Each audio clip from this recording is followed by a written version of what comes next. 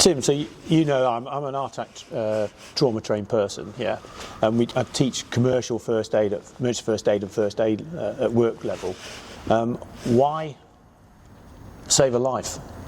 Well, I think, Mike, it's super important, right, to have some skills. So, legally, people have to have a first aid course at work, don't they? Emergency first aid at work, people have to do that. But actually, there's almost no legislation around kind of going into the great outdoors. And as you know, I make poor holiday choices. And I've kind of crashed and fallen off most things, hence my sort of relationship with Van Gogh.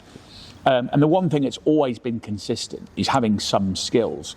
And I think what's been really interesting for me is often I've been able to use those skills to help somebody else. So actually, I think to create a compressed first aid course where we actually teach people just what they need to know to save a life.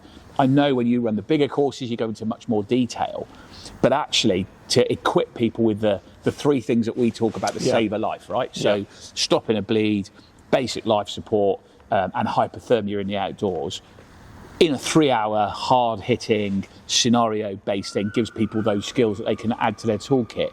And people are time poor. So we're not sure people would necessarily commit to a day or 3 days. So that's why between us, we've come up with this hard-hitting Save a Life tour that we can take on a roadshow, and that's what we're going to do. And you've done a few Save a Life with me now, haven't you? And how do you feel about, the immersive sort of the hands-on practical, which is what the Save a Life is really, isn't it? It's not a classroom-based thing, it's about someone... Yeah, I mean, I think the whole thing is practical, Mike, and that's why it's so important, because it's about muscle memory, isn't it? Yeah. Because as we say to everybody, when you're going to need to use these skills is probably not on your best day. You're probably cold, wet, tired, at least if you're in Scotland, that's probably true. Yeah. So actually, the way you run the course and it's hands-on and you're having a go with the kit and the equipment and also managing the event and the scene gives you that kind of muscle memory and perhaps more importantly that confidence, so that come the day of the race, that's something that I think you stand a better chance to be able to deal with. Great.